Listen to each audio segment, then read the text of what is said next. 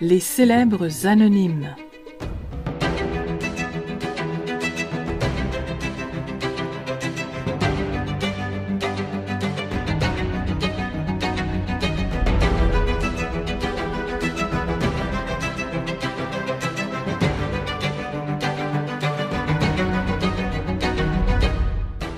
Décrochez du réel, plongez dans l'imaginaire le temps d'un souffle.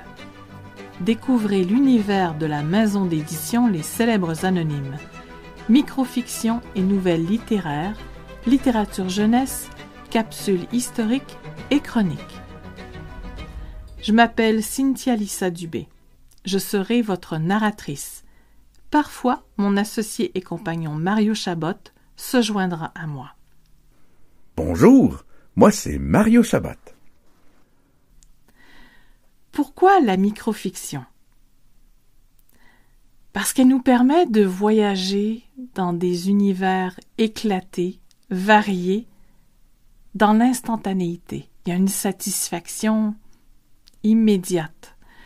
On peut lire des microfictions entre deux stations de métro ou au parc.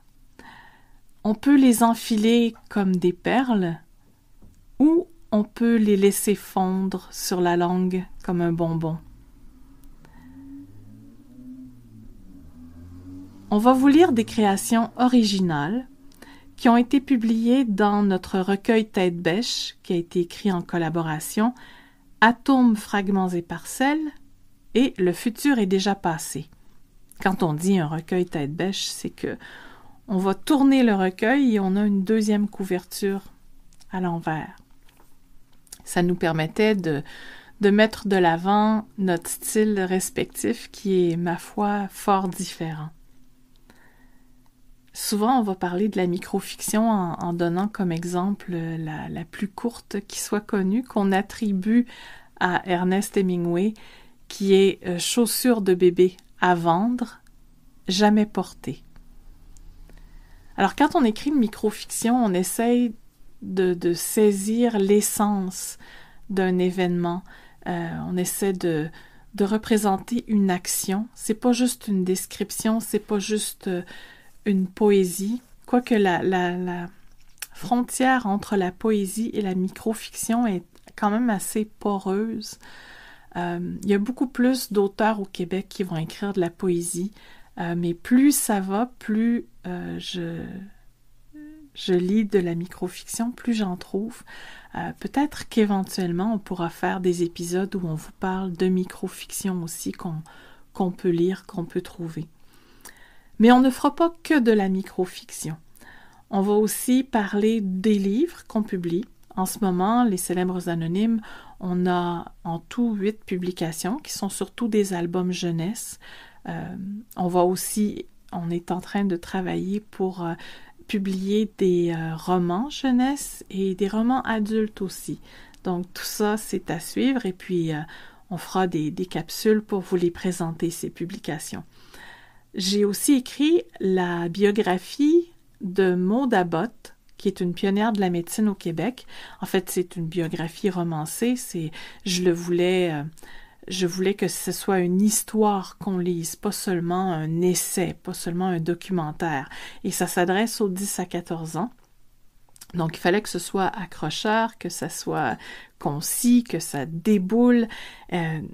Mais il y avait beaucoup d'informations que je ne pouvais pas inclure dans la biographie. Alors, j'ai envie de vous donner des capsules historiques qui vont vous donner un complément d'histoire autour de Maude.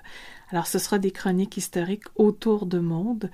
Je ne suis pas une historienne, donc je ne vous promets pas de chroniques historiques de façon plus vaste. Je vais me concentrer sur le sujet pour lequel j'ai fait des recherches. On va aussi, bien sûr, se garder une certaine flexibilité. On va peut-être vous lire des fictions qui seront un peu plus longues, faire des entrevues. Et c'est possible aussi qu'on fasse des chroniques sur l'autopublication. Bref, on se garde la porte ouverte pour s'amuser. Je vous ai parlé de mon conjoint, mon associé, mon compagnon Mario Chabot. Je voulais aussi vous raconter comment est-ce que c'est parti cette histoire-là des Célèbres Anonymes. Mario il est scénariste, il a fait un long métrage, 2 courts métrages. Son rêve, c'est de poursuivre à faire du cinéma. Donc, l'écriture fait partie de sa vie, ça a toujours été là. Moi, j'avais un rêve d'écrire, mais que j'avais fini par taire parce que je trouvais ça gênant de dire que je voulais écrire alors que je produisais rien. Et puis, je m'occupe encore. Je suis la présidente de la branche culturelle, qui est un organisme culturel dans les Basses-Laurentides, à Brownsburg-Chatham. Et puis, c'est en organisant des activités avec la branche culturelle, finalement, que toute notre histoire de publication a commencé. C'est que j'avais fait venir une exposition sur les dinosaures du Musée canadien de la nature. Et puis, comme on présentait ça dans le cadre des Journées de la culture, j'ai demandé à mon conjoint, que je trouvais qu'il était bon en improvisation, je lui ai dit « Est-ce que tu pourrais m'improviser une histoire sur les dinosaures? On fera une animation avec les enfants. » Et puis, c'est un défi qui lui a plu, il est embarqué. Puis on avait la chance d'avoir un percussionniste, Boum Boum, qui venait donner un atelier de percussion. Donc, Mario lui a demandé de l'accompagner pendant qu'il improvisait son histoire avec les dinosaures. Et puis, on a bien aimé cette histoire-là. On a aimé ce que ça donnait. J'ai dit à Mario, mets-la par écrit. Et puis, comme on était déjà des parents avec des jeunes enfants, qu'on avait déjà du bagage en arrière de la cravate, ça nous tentait pas d'attendre d'avoir une réponse positive d'une maison d'édition. Alors on a décidé d'y aller par nous-mêmes, de publier notre histoire. Et puis c'est comme ça que ça a commencé. On a eu la chance d'avoir rencontré beaucoup de gens qui ont pu nous aider dans cette aventure-là. Entre autres, la dessinatrice Mylène Mondou, qui a fait de magnifiques aquarelles pour Brume le petit stégosaure. Notre amie Marie-Ève Nadeau, qui nous a aidés à apprivoiser la mise en page, à se familiariser avec le logiciel, et puis qui a fait les premières mises en page. Et puis tout plein d'autres gens qui nous ont aidés sur notre parcours, qui nous ont encouragés aussi. Alors aujourd'hui, on espère joindre un nouveau public, on espère vous rencontrer, et on espère vous bercer avec nos histoires. Peut-être un peu vous provoquer aussi, on avoue. On vous donne rendez-vous une fois par semaine. Vous pouvez également nous suivre sur Facebook, Instagram, Twitter, YouTube. Et puis, à l'épisode 1, je vous parlerai de la projection par lanterne et puis de la réalité augmentée. Tout ça, c'est en lien avec Dr Maud. Pour tout de suite, je vous laisse avec des premières micro-fictions, toutes petites. Et je vous dis à bientôt.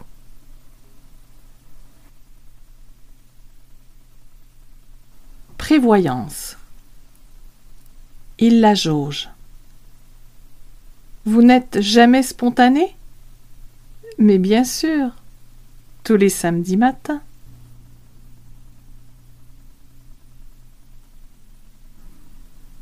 Biofiction. Ses veines se vident de leur encre.